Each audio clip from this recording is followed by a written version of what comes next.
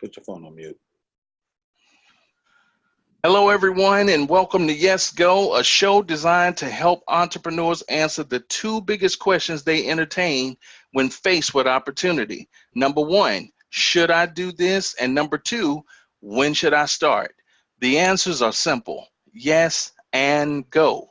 I'm your host, Coach A.M. Williams, and I'm excited to have you with me because you know what? I firmly believe that this is your year.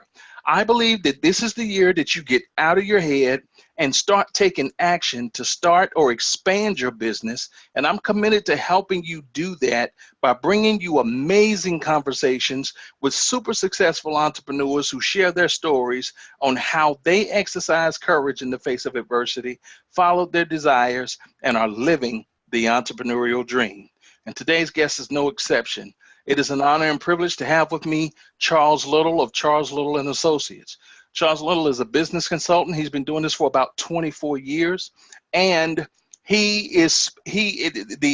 irony of having him on today's show is, in many ways, I guess you could say, he is kind of the catalyst of my Yes Go, because Chuck, I like to call him, is actually the first business mentor that I ever had. So without Chuck coming and presenting and mentoring me, I wouldn't even be with you guys here today. So it is a privilege and an honor to have with me Chuck Little and to share him with you all and allow you to glean from what we've titled this show Business Fundamentals. And you'll find very few people who are sharper at this conversation than Chuck. So without any further delay, welcome to the show, Chuck Little. Chuck, welcome.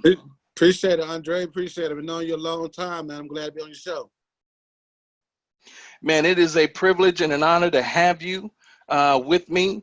Chuck, this show here is all designed about helping people to get out of their head. It's about helping them to get out of their head. You know, so many times people, they say, well, you know, I don't know if I'm smart enough. I don't know if I can do this. I don't know if I'm talented enough, or maybe I need to go back to school and get more education.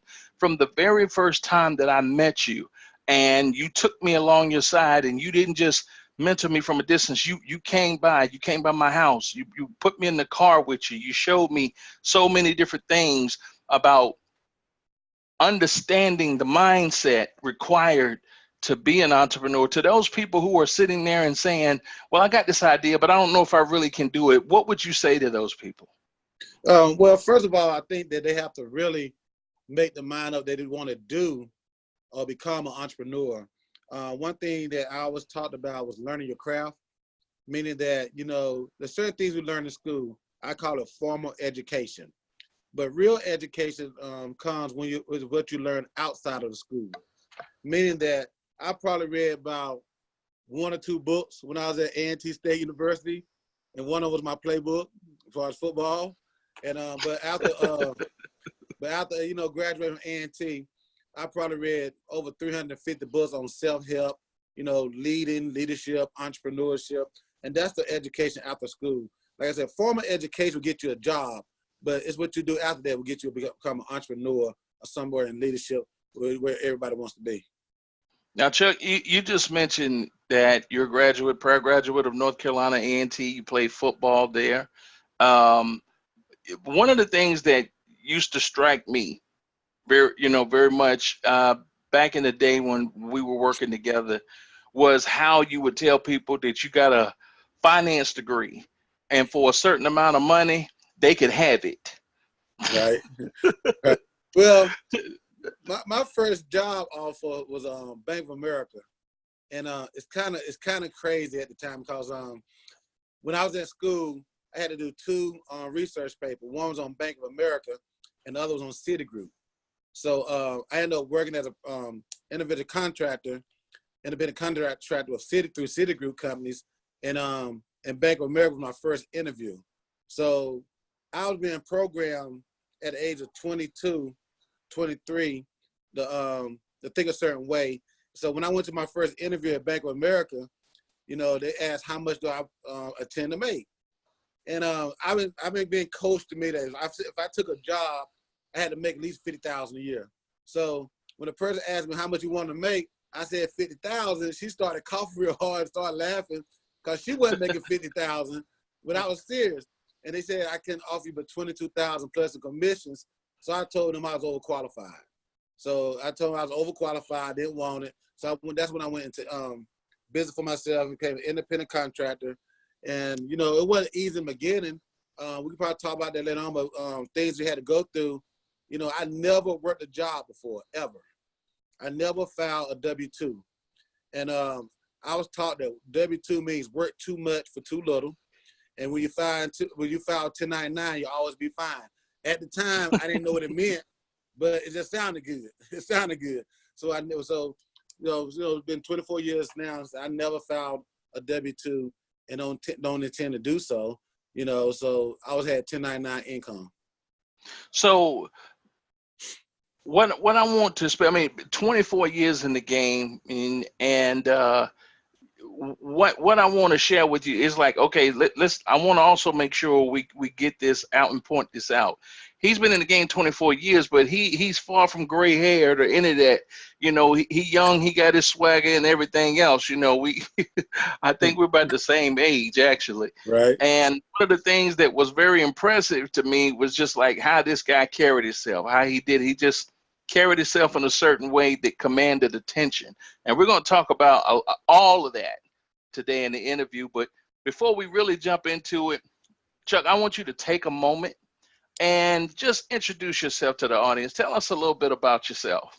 Okay. Again, my name is Charles Little from Thomasville, North Carolina. Graduated from a high school. When I went to Thomasville High School, then I transferred my last year to Monroe High School. And then from Monroe, got a football scholarship to play football at North Carolina A&T State University, you know, where I believe is the most prestigious African-American college on the face of this earth. But I had to put that out there. Hashtag Aggie Pride. Aggie Pride, baby. So after while I was at school, I had a professor of mine that asked me what I'm going to be doing after I graduate. And I really never thought about it. You know, when I first got there, I said, maybe I can make it to the league or something. But, you know, that didn't happen. You get injured and you don't play like you want to play in the league. But, you know, things happen. So my next thing I was going to do is go in business for myself. Just didn't know how I was going to go into business for myself. But a professor of mine told me that I should be an independent contractor doing something because, you know, I had people at that time that said I had a rich booster. I thought he was rich. And he said, I said, how do you become wealthy? And I asked my professor the same thing. They said there's only 2 lines in America. Make sure you choose the right one. Now, I didn't know what he's talking about. He says a W-2 line and a 1099 line. He said, and I asked what line he said I've always been a 1099 line. And that would kind of just help me decide to go in business. Not that I knew a lot about business, but I want to make sure I got on the right line. And I think I really believe I chose the right line. So in 1995, go ahead. I'm sorry. No. Go ahead. I just said indeed. Yes, sir. So in 1995, I started to get contracted in the financial service business. And I had a great mentorship going on. And I learned self improvement. And I remember at the time, I never read a lot of books. I just started reading books till I really got in business for myself. And that's when you start studying the Michael Gerbers, the emails, you know, the Zig Ziglar. And one of the most important people I studied was a guy by the name of John Maxwell. And him, and also at that time, you know, Tom Hawkins. And Tom Hawkins taught me the process of how sales work.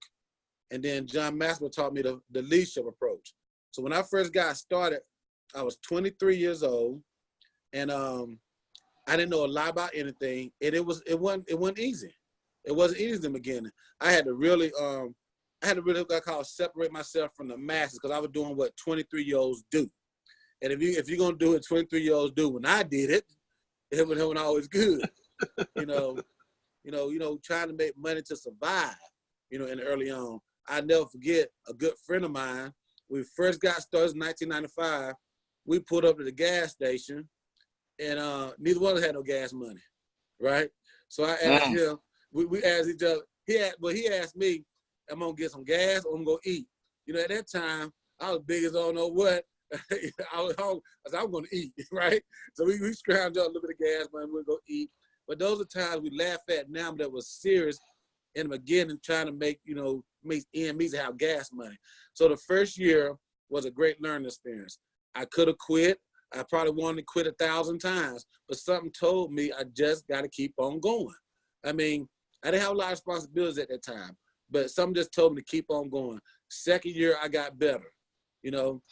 Things starting to go on. Third year, I got even better. By the time the fourth year came along, I was making a 6-figure income in that line of work. So things started to move, things started to get better, but it was really me trying to just make sure I stay clear of, things that distracted me and just want to keep on getting better. And so, like I said, it wasn't easy. Well, and Chuck, I appreciate you sharing that with us. We're going to come back and revisit that too in another segment, but I just wanted to emphasize that because I think it's super important that people grasp the fact of something that you shared. Like, you came out of college, you went to college, a system that tells you to go get a job, a Right. good job. What a lot of people don't realize is college does not prepare you for entrepreneurship. It really doesn't do that. It puts you in the mindset of saying, I need a good job. Yet you never filled out a W-2. Right. Yet, despite all of that, and you had some people to come along in your life and kind of steer you in the right direction or steer you in another direction. And that's not to say that people who have jobs are bad. It's just they steered you into this path. And 24 years later, here's where you are as a result of that. So we could greatly appreciate it. Chuck, we're going to take a moment and take a quick break. We'll be right back, and we're going to talk about the whole dynamic of resilience and staying with it in entrepreneurship. We'll be right back. All right. Hello, everyone, and welcome back to Yes Go. I'm your host, Coach A.M. Williams, and I have with me Charles Chuck Little, Charles Little and Associates, business consultant. Been doing this for 24 years. Chuck was actually my first business mentor, and if you didn't catch the first segment, know that you can go to yesgo.live and catch a replay of the show at your convenience. It will air. Well, the only problem is you have to wait a week before it comes up, but you want to make sure that you catch this in its entirety because he's already dropped a lot of wisdom. And it's just his first segment that I don't think that you want to miss from that. Chuck, when we were coming out of the last segment, you were talking about the dynamic of just, I'm paraphrasing what you said, but the whole notion of just staying with it. It was hard sometimes and it was tough. I want you to speak to the notion of the importance of having that resilience in business. Again, we're talking about business fundamentals. We're talking about literally more entrepreneurial fundamentals. Right. What is necessity? What is necessary for an individual to literally, consider and understand when they make the decision to become an entrepreneur? So, entrepreneurial fundamentals.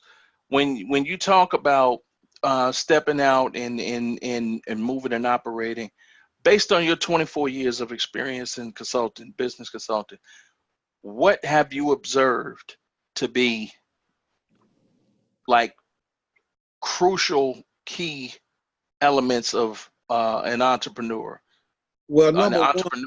sustainability? Well, number one, Andre, I believe, and this right here gets people out of business all the time because they want to do entrepreneurship, they want to win, they want to become great, they want to be successful, but their why is so weak, it's unbelievable. I believe the first thing a person has to have is a strong why. See, your why will get you through the how, will get you through the what, will get you through the when and the where. But that why is not strong from the start, there's no way a person go in business. See, my why was weak in the beginning. Even though it's being weak around mentorships that had bigger whys, I bought into a lot of those until I got my own why. When I got my own why, everything changed. My first why was making sure that I built something for my mom before she passed. That was a strong why. I want to make sure that I built a business big enough that if she called Charlie, when he called me Charlie, I could send a check to her every doggone month. right? Because I never understood how can 2 take care of 11, but 11 can't take care of 2. I never understood the concept, right? My mom and dad had a lot of kids, took care of all of them.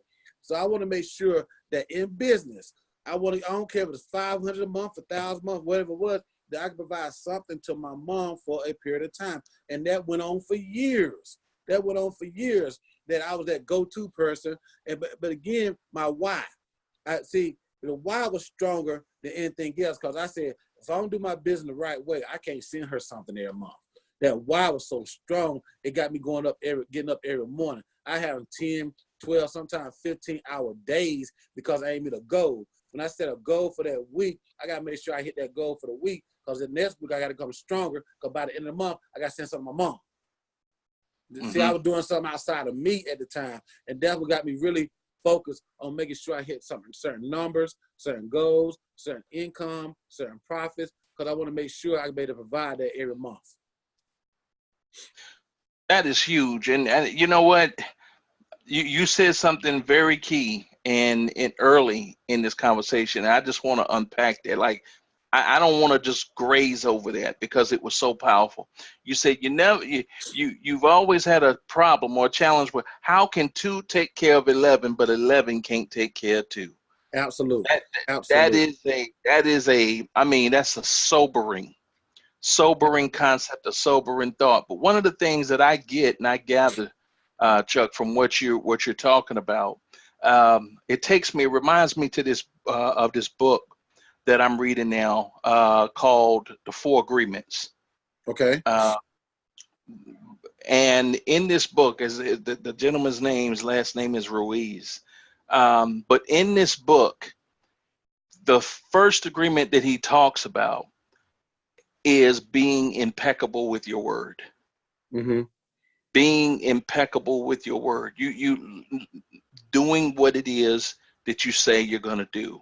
And when I hear you talk about having a strong enough why, it is that notion of saying, okay, this is what I'm going to do, and I'm committing to it. And if I have to work 15 hours a day to make sure I hit my goal, I'm going to do what I said I'm going to do. Absolutely. I'm going to be impeccable with my word. And 24 years, you've seen some come, you've seen some go.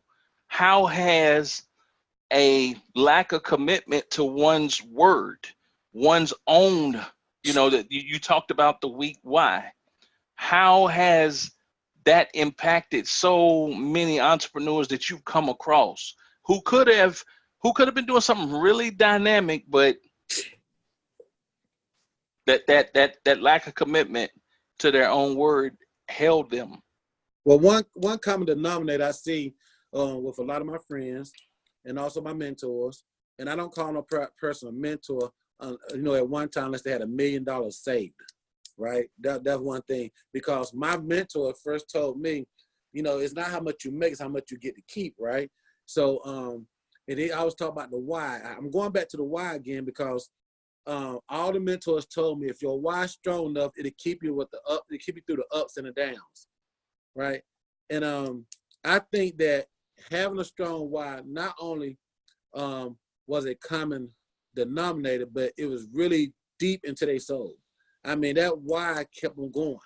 When you have that weak why, it's not going to have you, you'll do enough to make that money that month. We got a strong why, you got to keep on going. I mean, as you know, for 3 to 5 years, I went hard. I went strong hard, because I knew I had to give my mom a check every month. That was my why. I knew that if I came short, I didn't want to hear that phone call and say, Charlie, you all right? That kind of thing, right? I want to make sure it was done. And it was, like I said, that went on for years. It went on for years and years and years. And I can share this with you. Sometimes when your why is not there, it calls you to take on slick risks or not do business as usual, that kind of thing. I don't know if we're going to talk this another segment. I'm going to kind of bring it up. But after my mom passed, that part of my why was gone, right? So I didn't do things, as hard as I would have done, if she was here. And not to use that as an excuse, because now, you can't use that excuse. You learn that afterwards. You can't use that as an excuse. But you know, I started investing money in different businesses that went belly up, making bad investments, lost a lot of money, lost over 100,000 one year, all this kind of stuff. So, you know, it took a lot, make you go through like a depressed state. But then you go back to your reading. You go back to your self-improvement. Go back to the fundamentals that you talked about earlier that keeps you going back to that why, redefining your why, redefining your goals, all those things come together, and that what makes you get out of what I call a little funk, right? And you know, some people go in a funk broke. I didn't go in a funk broke. I mean, I had money saved, I had all that kind of stuff, but if you're in a funk low enough, those savings start doing it. When you agree, those things start getting going by fast, right?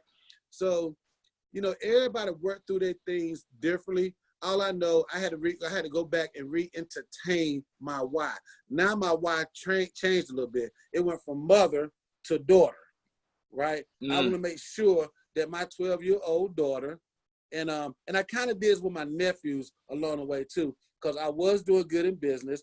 So, you know, what the biggest thing that happens in our families, and I'm talking about minority families, they don't get the same shot as someone else would get if they had money, right? So when my nephew was wrestling in high school, he was good, he was fast, but he had no fundamentals. He, you know, to get the fundamentals, as we're going to hear talk about that word a lot, to get the fundamental techniques, he had to go away to certain camps that cost thousands of dollars. So I've been financing all that for 2 years, right? So he got his fundamentals down, along with his techniques and skills, and he became one of the top wrestlers in America, earned a way to North Carolina A&T State University, North Carolina State University, excuse me. I ain't gonna dismiss his wolf pack, but he got his scholarship, went on to become one of the top wrestlers that ever came through North Carolina State University, and now he's a coach at Brown University up in Rhode Island. So I think it takes a village for everything to work. Now I'm doing the same thing with my daughter, making sure, I mean, she had a personal trainer since she was 10. Not because I want to spend an extra $200 and $300 every month. I just want to make sure she get a fair shot. I just want to make sure, look, no matter what happened after that, if she can only get a fair shot, I'm okay, right? I put in different things to make sure that she have the mindset, right? Understand, I didn't want to think it was easy, but I want to tell her how the mindset that she can do whatever she want to do if she work hard enough for. That's another fundamental right there, is want to be totally transparent to people that's coming behind you, because when people that came before you paved the way. Excellent, excellent. That's an excellent conversation. I mean, you know, you said 2 hands full and a mouth full, my friend. I'm telling you. So, Chuck, when we come back, we're going to talk about your Yes Go moment. We're going to talk about, you know, what caused you to make the leap, Okay. and what was it like? I mean, we talked earlier about, you know, what the first years were like for you. We want to kind of hit on that a little bit more for our audience when we come back. Okay. Again, Yes Go audience, we'll be right back in just a few moments. Hello and welcome back to Yes Go. This is your host, A.M. Williams, and I'm with Chuck Little from Charles Little and Associates. And what we're going to talk about now is Chuck's Yes Go moment. Chuck, tell us about when this opportunity came to you to start your business, your first business. What was your Yes Go moment like? I think the Yes Go moment was when I didn't know a lot about, you know, entrepreneurship or business. Even though I had a degree in finance, I was no guru or anything like that. I never worked in it. I've been around football all my life at that time, and I think the concept of football helped me out a lot. You know, working hard in the first quarter, second quarter, you know, third quarter, fourth quarter. You know, you got to keep on going, even harder. And I think the turning point when I found out, and this may be two years of struggling early on in the business, because I was trying to build my clientele, trying to figure it out, trying to get good people involved on the team. And, you know, when you're not a people's person, you know, in the beginning, you know, you have to learn that skill. I went to a lot of seminars, spent a lot of money. One month, I had a choice to go to Tom Hawkins. This is 1996. I'll never forget it. I had a choice to go to Tom Hawkins sales training or pay my rent. Well, you know, I went to sales training, right? I didn't pay my rent. So when I came back, they had them yellow, those yellow slips they put on your door. Yeah. So, but I'm gonna tell you what happened. I had 10 days to make a decision. I'm gonna stay there or get the money up, right? So I took everything I learned from Tom Hawkins. Within 3 days, I closed like 4 sales. They don't pay you immediately, but I showed them. I had like $1,500 coming in, all that kind of stuff, and they was okay with it. That's the only way I got out of it. Well, I had to move my stuff out, right? But there was some business decisions that I had to make early on that just didn't make sense. It just didn't make sense. Like, I never get my mom telling me, how you gonna just go somewhere and not pay your rent? I said, rent gonna be there when I get back. That's all I would say, right? That's how I looked at it. So I remember also, I had to learn what the word principle meant. And I thought, I see the word principle all the time, what's the principle, all this kind of stuff. I found that principle is an unconditional truth that when you practice it, it gives you the desired result. It's an unconditional truth that when you practice it, it gives you a desired result. So that means principles work for the good and the bad. Principles work for the white and the black. Principles work for the skinny, the rich, the poor, the fat. It don't matter. It's a principle. In other words, if me or you go on top of the building and jump, we're going to fall. That's the principle of gravity. Exactly. Right? So the principle, couple principles in business, they said if you find someone and you want to be like them or do some of the same things they've done and copy it.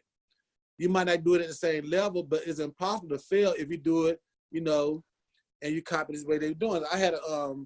There was a group of people in California. I wasn't going to California to go see them and all that kind of stuff. I did go a couple of times to their retreats, and I found out they just do things different.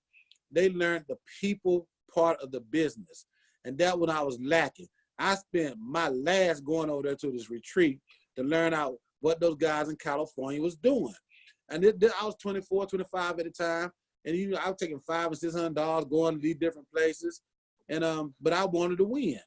I said, "Is this gonna cost me $500 to win? I'm going." So we learned one thing, and one thing I never forget, because everybody came to this guy like he was like a celebrity. I ran up to him, I said, "Oh man, I finally get to meet you," all that kind of stuff. He gave me a high five. He said, and this is what he said, it changed me for almost forever, right? He said to me and a couple guys around me, he said, if you treat your people the way you treat me, you all will be successful. I said, whoa. Wow. I said, whoa. It just like knocked me out. He said, you see how y'all run to me? You guys see how you support me? And y'all would never earn $1 off of me, right? He said, if you do your people the way you do me, he said, you will build something. And that's the year I went to 6 figures because I took that concept. I was a hard coach. You know this. I was hard. Yeah. I mean, I had a football coach mentality. Dad, gummit, you do it. I don't care what just do it. That kind of thing, right? Hell come in, hell get the hell out. I had that kind of concept. Instead of saying, okay, this person got a certain kind of personality. Let's see how we use this personality to get them to another level, right? Putting the people approach in. But I have to say, I think I came in when I met you, you were right in that vein. Because one of the things that I remember, you taught me some things, but you showed me more.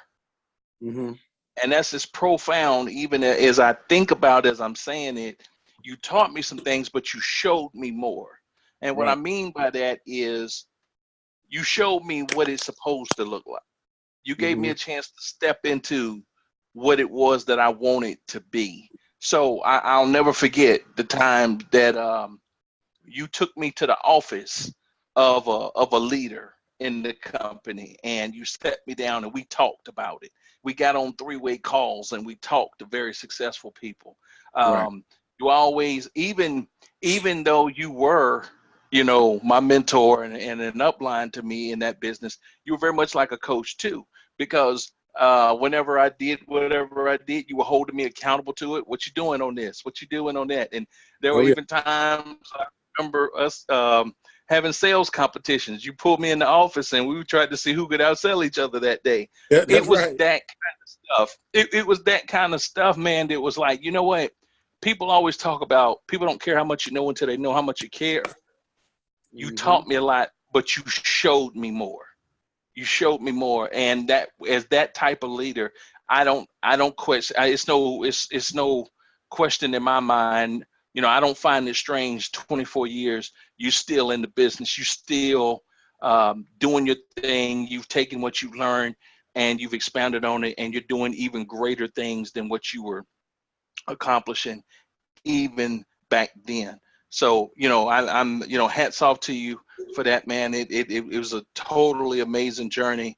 And to see, you know, how you've gotten, you know, from that place to doing it now, to the level that you're doing it now. I just remember so much. It was,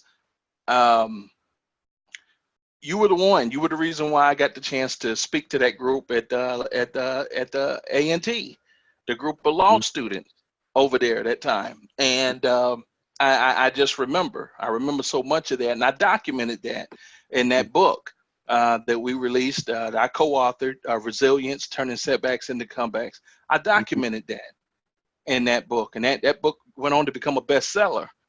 So, you know, again, it's just this pretty amazing opportunity. But like, hey, I'm laying it out there today to show people where it all came from.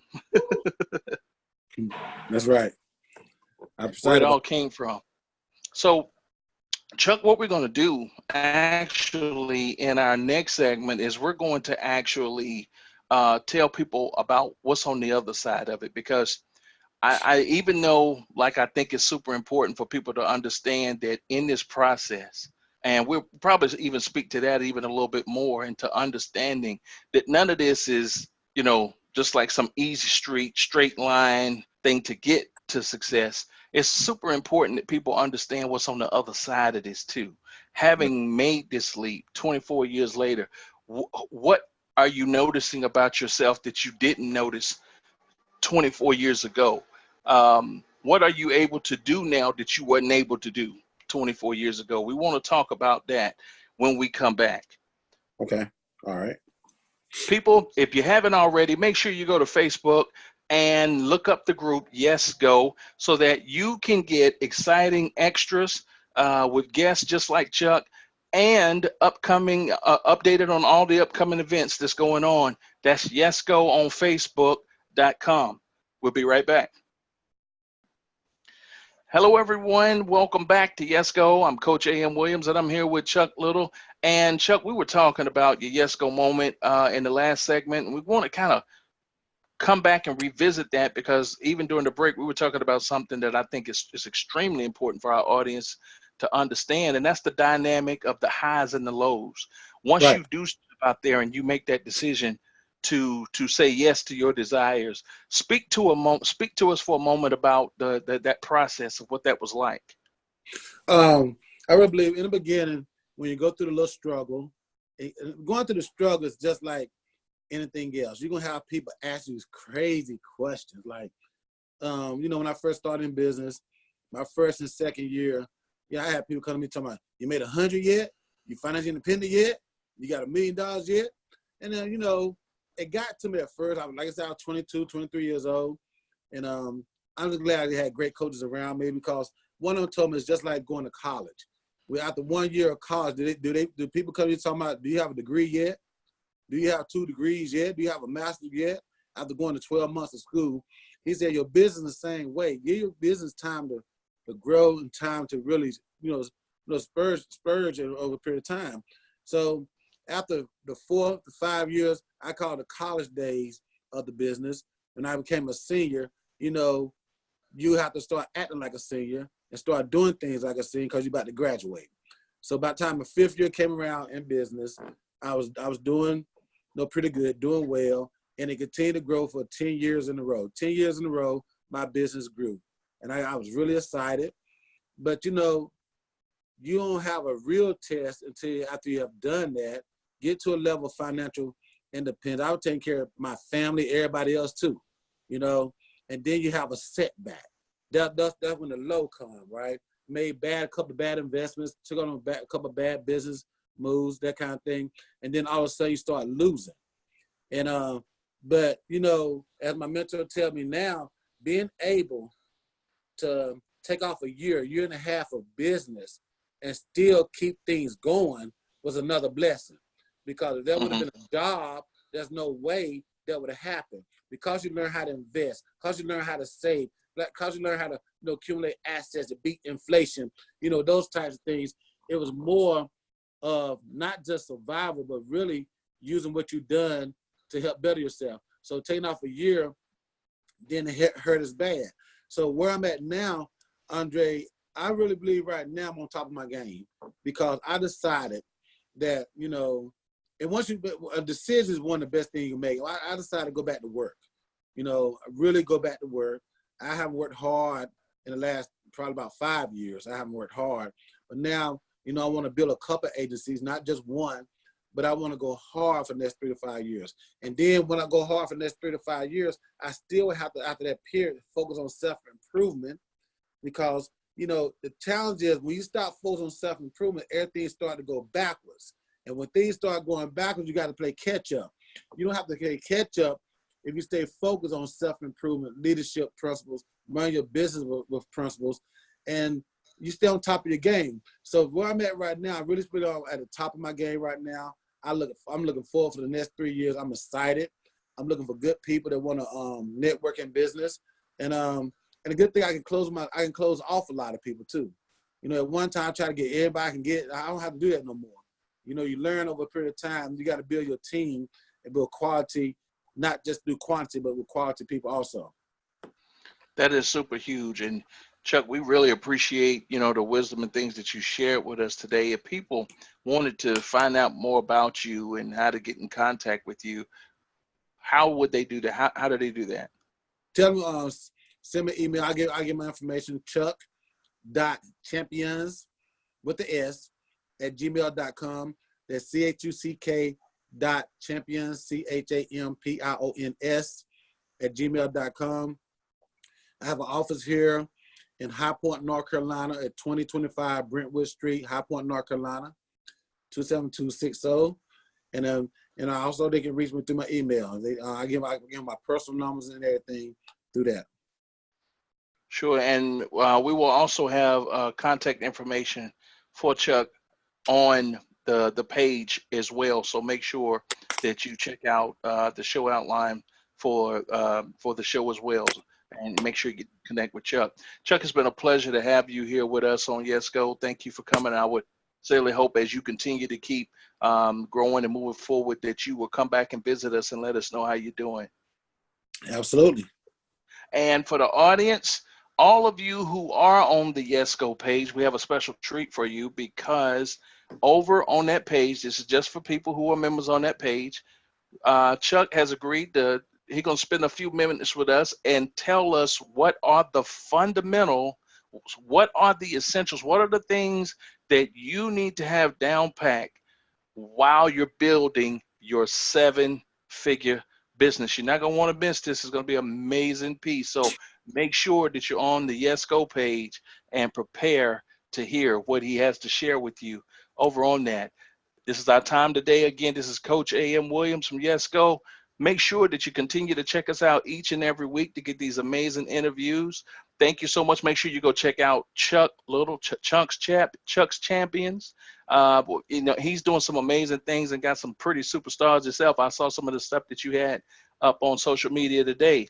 Make sure you go check him out, reach out for him. Make sure you check out where you can connect with him and do it. It's a no-brainer. Just go check in with him, connect with him, and let him help you build your business as well. Look forward to catching up with you soon. Until the next time, God bless.